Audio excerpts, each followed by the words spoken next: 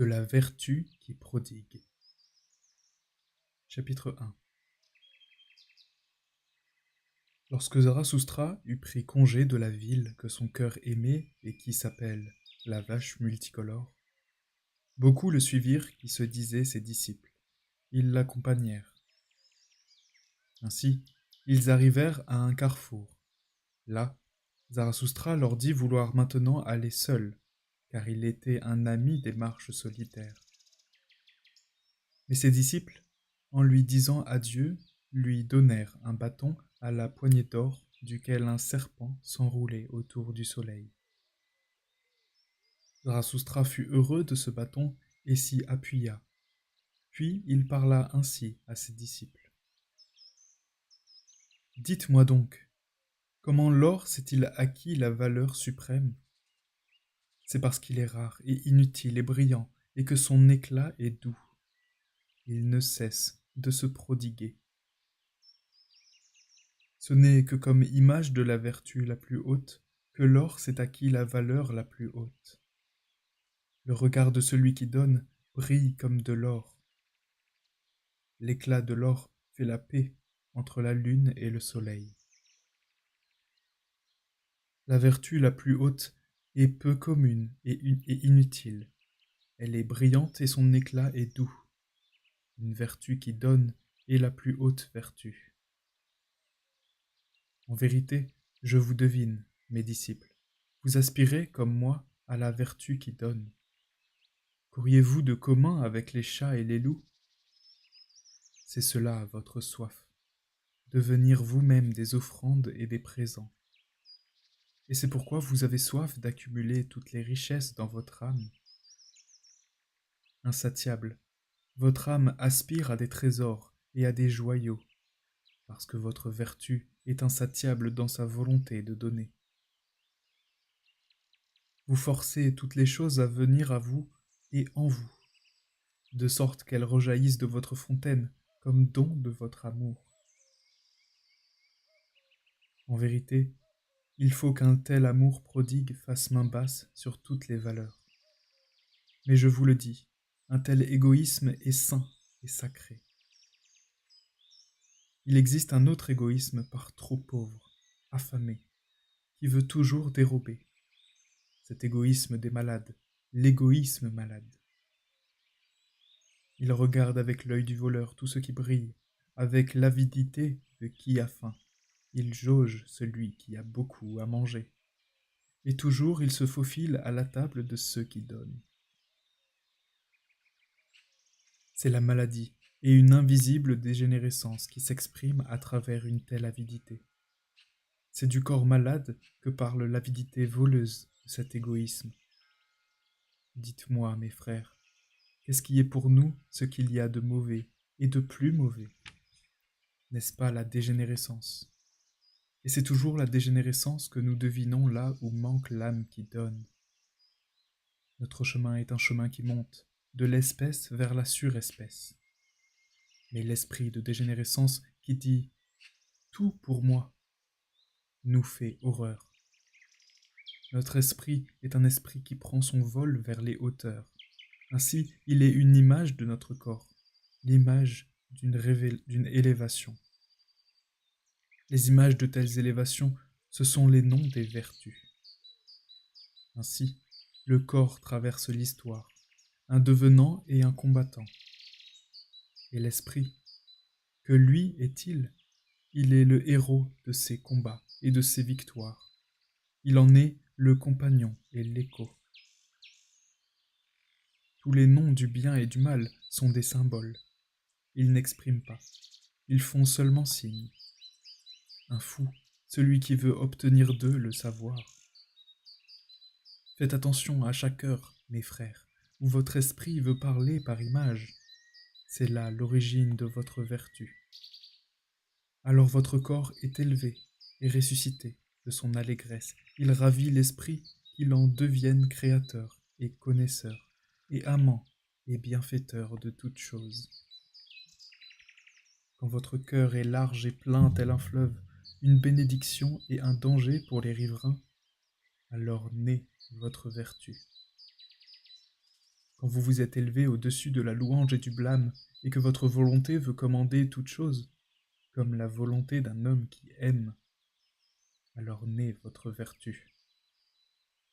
Quand vous méprisez ce qui est agréable, et le lit douillet que vous ne trouvez jamais votre lit assez loin des douillets, alors naît votre vertu. Quand vous êtes ceux qui veulent une volonté, et que ce tournant de toute nécessité devient pour vous la nécessité même, alors naît votre vertu. En vérité, elle est un nouveau bien et un nouveau mal. En vérité, elle est une rumeur grondante et une nouvelle, la voix d'une source nouvelle. Elle est puissante. Elle est puissance, cette vertu nouvelle. Elle est une pensée dominatrice qui entoure une âme pleine de discernement. Un soleil d'or qu'entoure le serpent de la connaissance. Chapitre 2. Ici Zarathustra se tut quelques instants et regarda ses disciples avec amour.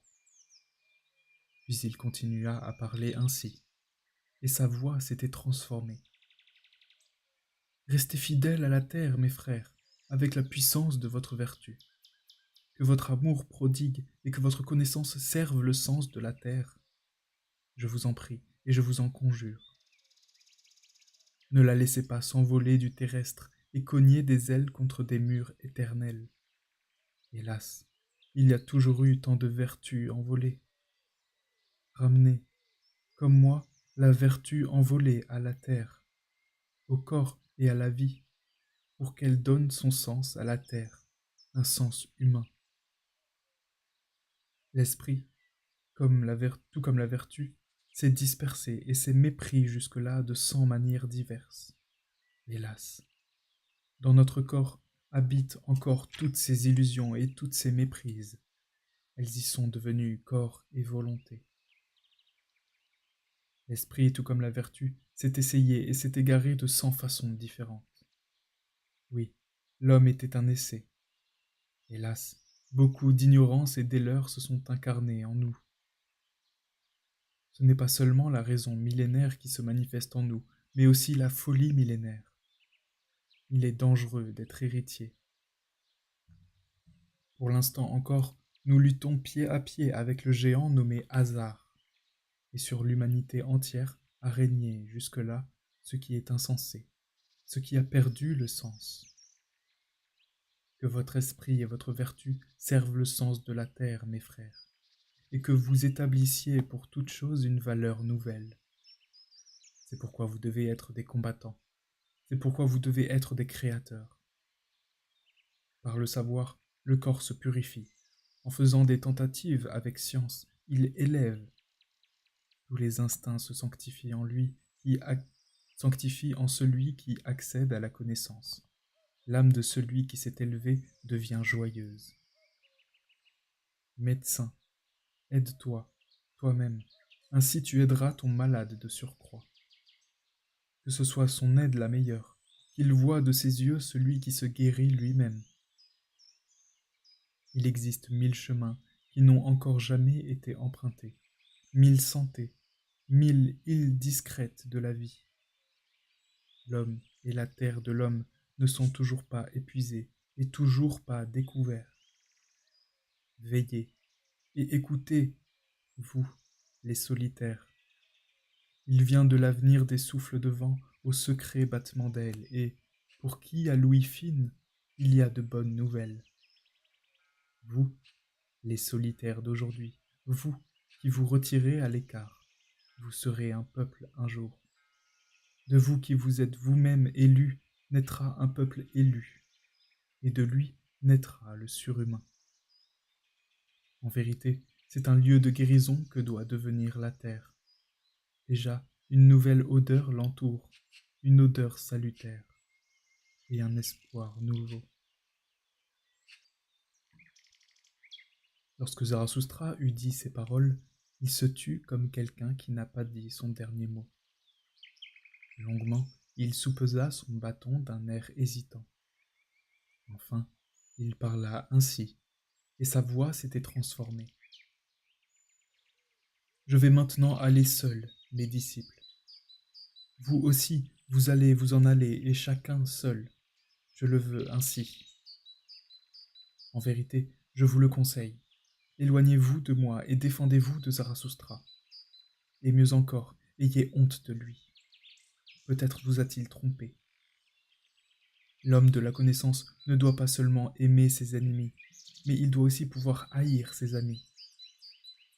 On paie mal un maître en ne restant toujours que l'élève. Et pourquoi ne voulez-vous pas effeuiller ma couronne? Vous me vénérez? Mais qu'arrivera-t-il si votre vénération un jour tombe et se renverse? Méfiez-vous de ne pas vous faire écraser par une statue. Vous dites que vous croyez en Zarathustra, mais qu'importe Zarathustra. Vous êtes mécroyants, mais qu'importe tous les croyants. Vous ne vous étiez pas encore cherché, alors vous m'avez trouvé. C'est ce que font tous les croyants. C'est pourquoi toutefois compte si peu. Maintenant, je vous ordonne de me perdre et de vous trouver. Et ce n'est que quand vous m'aurez tous renié que je veux revenir parmi vous. En vérité, alors, mes frères, avec d'autres yeux, je chercherai ceux que j'ai perdus. C'est d'un autre amour que je vous aimerai alors. Et un jour, vous serez redevenus mes amis et les enfants d'un espoir. Alors pour la troisième fois, je serai parmi vous pour fêter avec vous le grand midi. Et le grand midi, c'est le moment où l'homme se trouve à mi-voie entre l'animal et le surhomme, et où il fête le chemin qui conduit au soir comme son espoir le plus haut. Car c'est le chemin vers un nouveau matin. Alors celui qui décline se bénira lui-même d'être celui qui franchit, et le soleil de sa connaissance alors sera pour lui à son zénith. Tous les dieux sont morts, nous voulons à présent que le surhumain vive. Que ceci soit au grand midi, notre volonté dernière. Ainsi parlait Zarathustra. Deuxième partie. Et ce n'est que quand vous m'auriez tous renié que je veux revenir parmi vous. En vérité, alors, mes frères, avec d'autres yeux, je chercherai ceux que j'ai perdus. C'est d'un autre amour que je vous aimerai alors. Zarathustra, de la vertu qui prodigue. L'enfant au miroir. Là-dessus, Zarathustra retourna dans les montagnes et dans la solitude de sa caverne, et il s'éloigna des hommes, attendant tel un semeur qui a répandu sa semence. Mais son âme se remplit d'impatience et d'avidité pour ceux qu'il aimait, car il avait encore beaucoup à leur donner. Ceci, en effet, est le plus difficile. Fermer par amour la main ouverte et garder la pudeur tout en étant celui qui prodigue les présents. Ainsi, les mois et les années passèrent pour le solitaire, mais sa sagesse croissait et le faisait souffrir par sa plénitude. Mais un matin il s'éveilla déjà avant le lever du soleil, réfléchit longtemps étendu sur sa couche et dit enfin à son cœur: « Pourquoi me suis-je ainsi effrayé dans mon rêve, au point de m'en être réveillé? Un enfant qui portait un miroir ne s'est-il pas approché de moi? » « Oh Zarathustra, me dit l'enfant, regarde-toi dans ce miroir. » Mais lorsque je regardai le miroir, je poussai un cri et mon cœur fut bouleversé, car ce n'est pas moi que j'y vis, mais le masque grotesque et le rire sardonique d'un diable. En vérité, je comprends trop bien ce que signifie ce rêve et quel avertissement il contient. Mon enseignement est en danger. L'ivré veut se faire passer pour du froment. Mes ennemis sont devenus puissants et ont défiguré l'image de ma doctrine, de sorte que mes bien-aimés sont obligés d'avoir honte des dons que je leur ai faits. J'ai perdu mes amis. Voici qu'est venue l'heure de chercher ceux que j'ai perdus. Sur ces mots, Zarathustra se leva d'un bond, mais non comme quelqu'un d'effrayé qui cherche à reprendre son souffle, mais bien plutôt comme un voyant et un chanteur dont l'esprit s'empare. Son aigle et son serpent le regardèrent étonnés, car pareil à l'aurore, un bonheur qui venait s'exprimer dans son visage. s'exprimait dans son visage.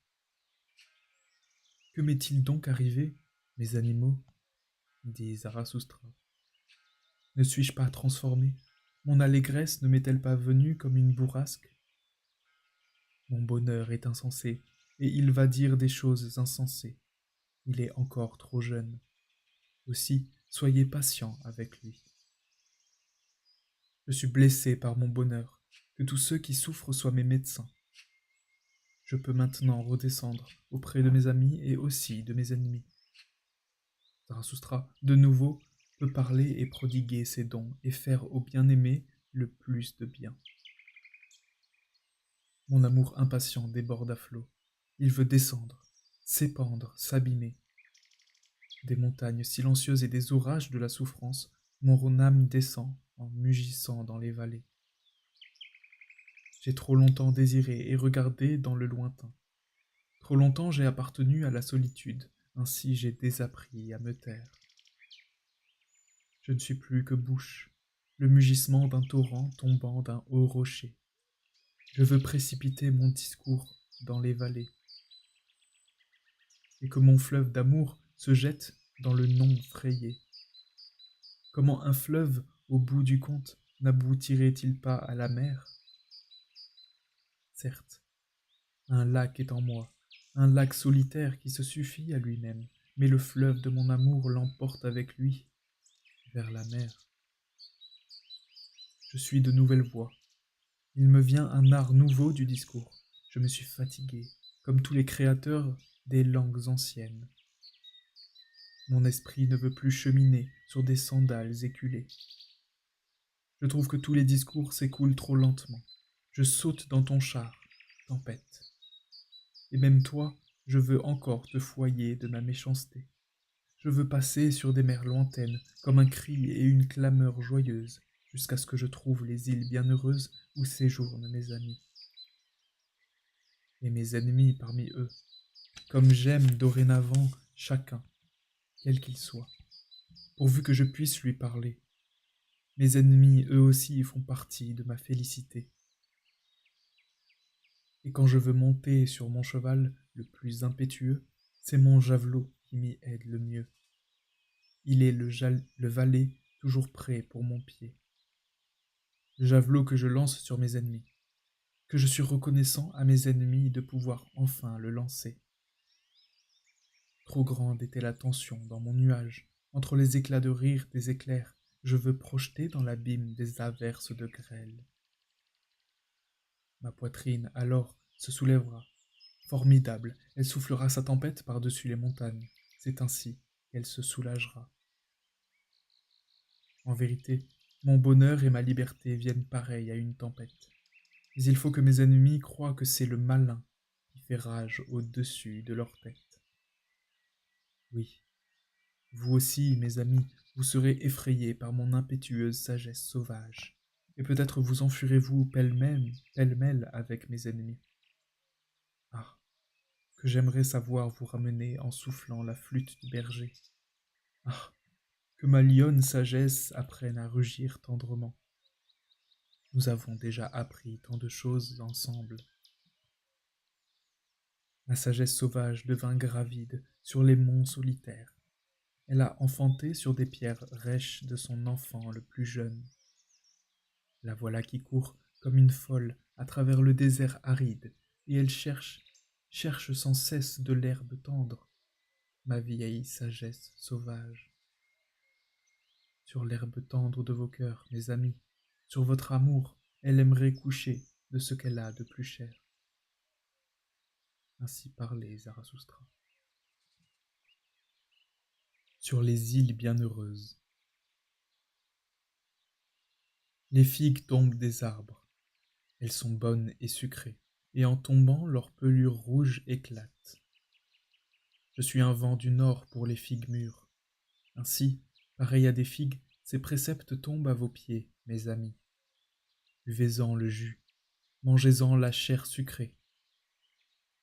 C'est l'automne, tout alentour, et le ciel est pur, et c'est l'après-midi.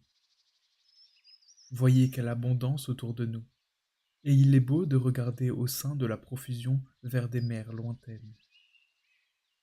Jadis on disait Dieu, en regardant vers des mers lointaines. Maintenant, je vous apprends à dire le surhumain. Dieu est une conjecture, mais moi je veux que vos conjectures n'aillent pas plus loin que votre volonté créatrice. Pourriez-vous créer un Dieu? Alors cessez donc de parler des dieux quels qu'ils soient. Mais vous pourriez, certes, créer le surhumain. Peut-être pas vous-même, mes frères, mais vous pourriez vous transformer en père et en ancêtre du surhumain, et que ceci soit le meilleur de votre œuvre. Dieu est une conjecture, mais moi je veux que votre faculté de conjecturer se tienne dans les limites du pensable. Pouvez-vous penser un Dieu?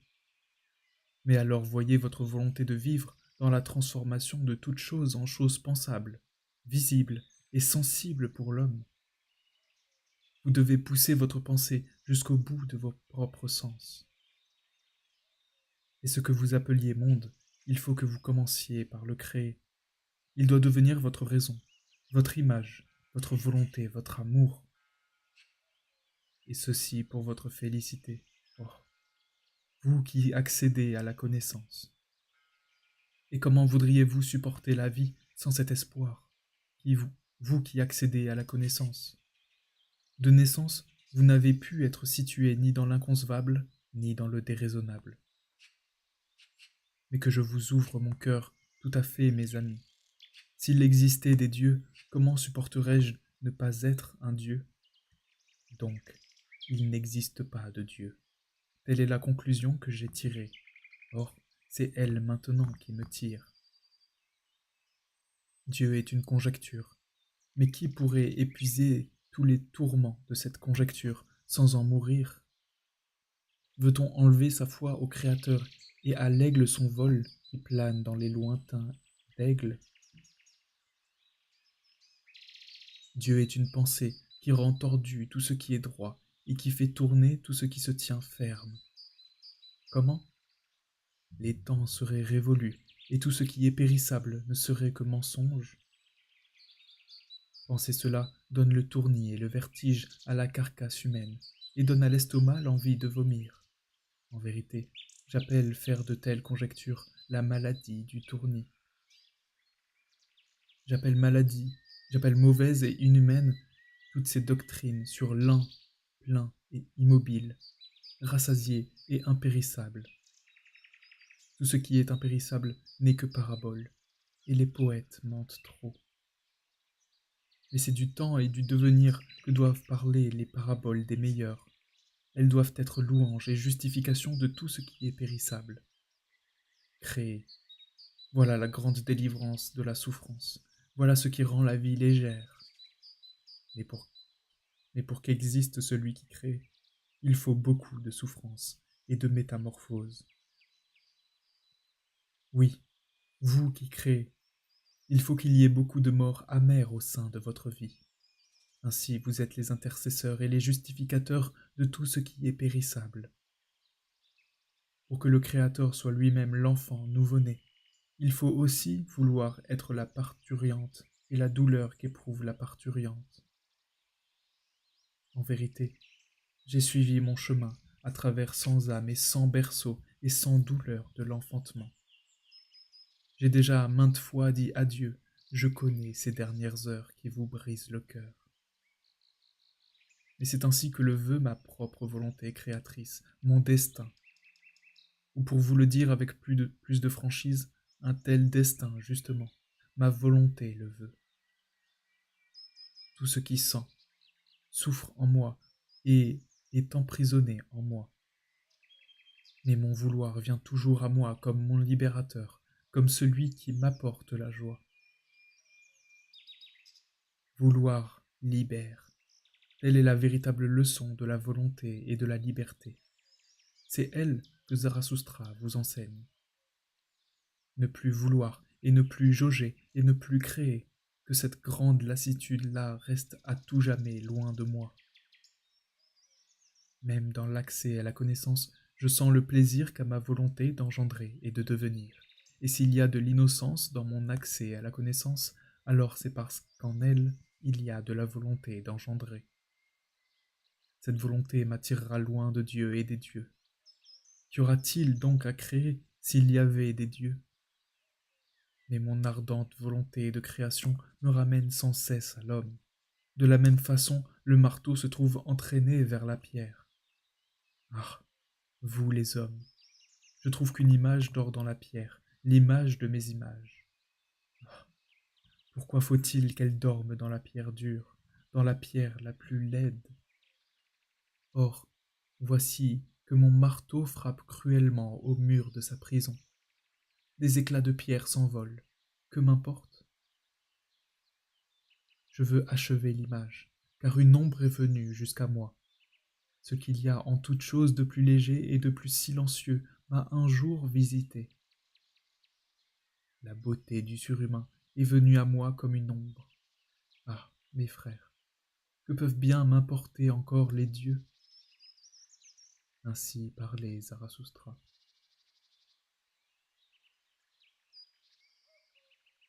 Des compatissants.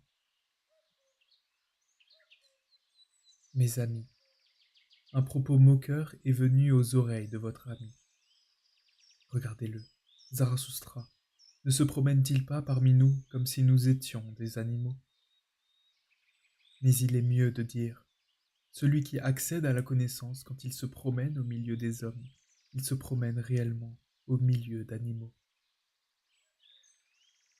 Mais l'homme lui-même, pour celui qui accède à la connaissance, se nomme l'animal qui a des joues rouges. Mais pourquoi a-t-il les joues rouges? N'est-ce pas parce que trop souvent il lui a fallu avoir honte? Oh, mes amis, ainsi parle celui qui accède à la connaissance. Honte, honte, honte, telle est l'histoire de l'homme. Et c'est pourquoi l'homme noble s'impose de ne pas faire honte. Il s'impose la honte devant tous ceux qui souffrent. En vérité, je ne les aime pas, les compatissants. Ils sont bien heureux dans leur pitié. Il leur manque par trop la honte. Si je dois être compatissant, du moins je ne veux pas qu'on me le dise. Et si je le suis, alors que ce soit de loin. J'aime aussi me voiler la face et m'enfuir avant que l'on ne m'ait reconnu. Et je vous conseille de faire de même, mes amis. Fasse mon destin que je ne rencontre jamais sur ma route que des gens qui ne souffrent pas, tels que vous, des gens avec qui je puisse partager l'espérance et le repas et le miel. En vérité, pour ceux qui souffrent, j'ai fait ceci ou cela, mais il me semble m'être toujours fait davantage de bien en apprenant à me réjouir mieux. Depuis qu'il existe des hommes, l'homme s'est trop peu réjoui.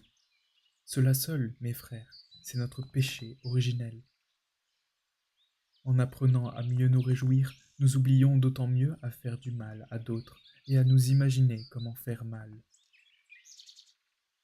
C'est pourquoi je me lave la main qui a aidé celui qui souffre, et c'est pourquoi même je m'essuie l'âme. Car d'avoir vu souffrir celui qui souffre, j'en ai eu honte pour sa pudeur même. Et quand je l'aidais, j'ai gravement attenté à sa fierté. Avoir de grandes obligations à l'égard de quelqu'un ne crée pas la reconnaissance, mais le désir de vengeance. Et si le petit bienfait n'est pas oublié, il en sortira un petit ver rongeur. Soyez sobre dans vos acceptations. Faites de votre acceptation une faveur que vous accordez. Voilà ce que je conseille à ceux qui ne peuvent rien donner. Mais moi, je suis de ceux qui donnent. J'aime faire des cadeaux en amis aux amis. Et que les étrangers et les pauvres viennent eux-mêmes cueillir les fruits de mon arbre, cela fait moins honte. Mais les mendiants, il faudrait les supprimer complètement. En vérité, on s'irrite de leur donner et on s'irrite de ne pas leur donner. Il en va de même pour les pécheurs et les mauvaises consciences. Croyez-moi, les amis, quand la conscience mordille, cela apprend à mordre. Mais le pire, ce sont les pensées petites. En vérité, mieux vaut encore avoir fait du mal que d'avoir pensé petit. Certes, vous dites, le plaisir donné par de petites méchancetés nous épargne mainte action grave. Mais c'est là, justement, qu'on ne devrait pas songer à l'épargne. La mauvaise action est comme un abcès, elle démange et lance, et puis elle crève. Elle parle loyalement. Voyez, je suis maladie. Voilà ce que dit la mauvaise action. C'est cela sa loyauté. Mais la pensée petite est pareille à la moisissure. Elle rampe et se tapit et prétend n'être nulle part, jusqu'à ce que le corps entier soit tout pourri et flétri de petits champignons. Mais à celui qui est possédé du diable, je lui dis ceci à l'oreille. Il vaut mieux encore élever ton diable, qu'il devienne grand. Pour toi aussi, il existe encore un chemin vers la grandeur. Ah, mes frères, on sait toujours quelque chose de trop de chacun. Il en est même que deviennent transparents, mais il faut encore de beaucoup pour que nous puissions les transpercer. Il est difficile de vivre avec les humains, parce qu'il est difficile de se taire. Et ce n'est pas à l'égard de celui qui nous répugne que nous sommes le plus intraitable, mais c'est à l'égard de celui qui ne nous regarde en rien. Et si tu as un ami qui souffre, alors sois un lieu de repos pour sa souffrance, mais sois un lit dur, un lit de camp. C'est ainsi que tu lui seras le plus utile. Et si un ami te fait une vilenie, alors dis, je te pardonne ce que tu m'as fait, mais que tu le sois, mais que tu te le sois fait à toi. Comment pourrais-je le pardonner? Ainsi parle tout grand amour. Il surmonte même le pardon et la compassion. Il faut retenir son cœur, car si on le laissait aller, combien vite alors on perdrait la tête.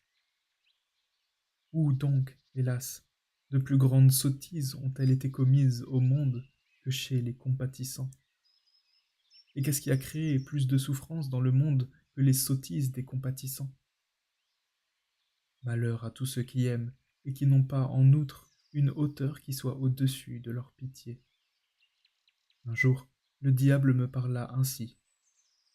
Dieu aussi a son enfer, c'est son amour pour les hommes.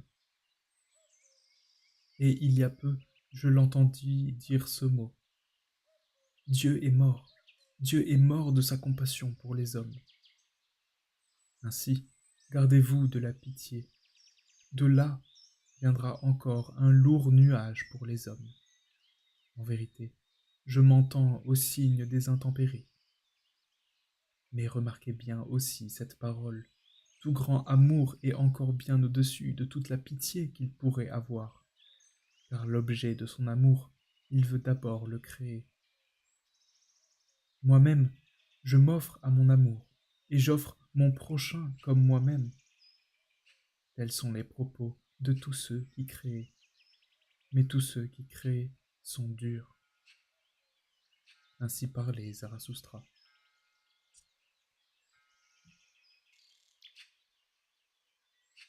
Des prêtres. Et un jour, Zarathustra fit signe à ses disciples et leur dit ces mots. Voici des prêtres, et même s'ils sont mes ennemis, passez votre chemin, l'épée au fourreau. Même parmi eux, il y a des héros, même beaucoup d'eux ont encore trop souffert. Ainsi, ils veulent faire souffrir les autres. Ils sont des ennemis pleins de malignité.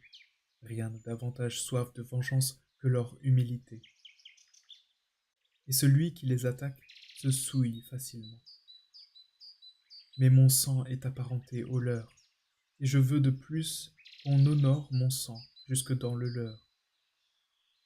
Et lorsqu'ils furent passés, la douleur prit Zarathustra, et il n'avait pas lutté longtemps avec sa douleur qu'il se mit à parler ainsi. Ces prêtres me font de la peine, ils vont aussi contre mon goût. Mais voilà bien la chose qui m'importe le moins depuis que je suis parmi les hommes.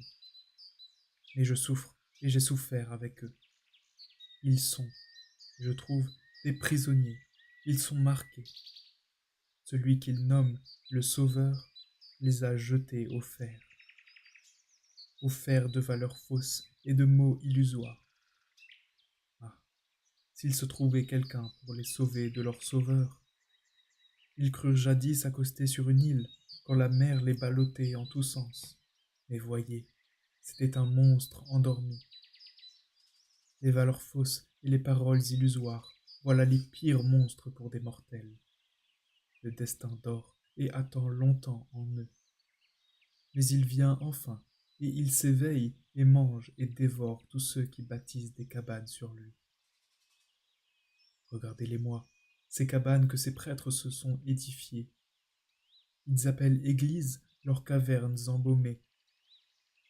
Oh, cette lumière truquée, cet air épaissi. Ici, où l'âme n'est pas en droit de s'envoler vers ses propres auteurs. Et voilà ce qu'ordonne leur foi. Montez l'escalier sur vos genoux, pécheurs que vous êtes. En vérité, je préfère encore voir ceux qui n'ont pas de pudeur, que les yeux révulsés de honte et de ferveur dévote. Qui donc s'est fait de telles cavernes et de tels escaliers expiatoires? N'était-il pas de ceux qui voulaient se cacher et qui avaient honte face au ciel pur? Et ce n'est que lorsque le ciel pur à nouveau regardera à travers des voûtes effondrées, l'herbe et le pavot rouge le long de murs brisés. C'est alors seulement que je tournerai à nouveau mon cœur vers les demeures de ce Dieu. Ils appelèrent Dieu ce qui les contrecarrait et leur faisait mal. Et en vérité, il y avait beaucoup d'héroïsme dans leur adoration. Et ils ne surent pas aimer leur Dieu, autrement qu'en clouant l'homme à la croix. Ils pensèrent vivre en cadavres, et ils ont drapé de noir leurs cadavres. Et même dans leurs discours, je sens encore l'odeur nauséabonde des chambres mortuaires. Et qui vit près des temps noirs où le crapaud chante sa chanson douce et d'une profonde mélancolie. Il faudrait qu'ils me chantent des chansons meilleures pour que je croie en leur sauveur. Il faudrait pour cela que ses disciples aient davantage l'air délivrés. J'aimerais les voir tout nus, car seule la beauté devrait avoir le droit de prêcher la pénitence. Mais qui cette application emmitouflée peut-elle bien convaincre? En vérité, leurs sauveurs eux-mêmes ne sont pas issus de la liberté et du septième ciel de la liberté. En vérité, eux-mêmes n'ont jamais marché sur les tapis de la connaissance. L'esprit de ces sauveurs était fait de lacunes, mais au centre de chaque lacune, ils avaient mis leurs illusions, leurs pénitents de remplissage qu'ils appelaient Dieu. Leur esprit s'était noyé dans leur compassion, et quand ils enflaient à en éclater de compassion. Ce qui surnageait toujours, c'était une grande folie. Avec zèle et force cris, ils faisaient passer leur troupeau par leurs passerelles, comme s'il n'y avait qu'une passerelle pour mener à l'avenir. En vérité, ces bergers eux-mêmes faisaient encore partie des moutons. Ces bergers avaient de petits esprits et des âmes vastes. Mais mes frères, quels pays exigus sont même les âmes les plus vastes. Ils ont jalonné de signes sanglants le chemin qu'ils suivaient, et leur folie leur a enseigné que l'on prouve la vérité avec du sang. Mais le sang est le plus mauvais témoin de la vérité. Le sang empoisonne même la doctrine la plus pure du venin de la folie et de la haine des cœurs. Et quand il est quelqu'un prêt à se jeter au feu pour sa doctrine, qu'est-ce que cela prouve donc? En vérité, quand de l'incandescence propre surgit la doctrine propre, alors il y a quelque chose de plus. Le cœur lourd et la tête froide, là où ces deux choses se rencontrent, se déchaîne le vent nommé le Sauveur. Il en fut de plus grand en vérité, de naissance plus haute que ceux que le peuple surnomme sauveurs, ces vents qui emportent tout avec eux. Et, mes frères, il vous faudra être délivrés de ceux qui sont plus grands que ne le furent tous les autres, tous les sauveurs, si vous voulez trouver le chemin de la liberté. Il n'a encore jamais existé de surhumain. J'ai vu nu l'homme le plus grand et l'homme le plus petit. Ils sont par trop semblables encore. En vérité, même le plus grand, je le trouverai encore trop humain. Ainsi parlait Zarathustra.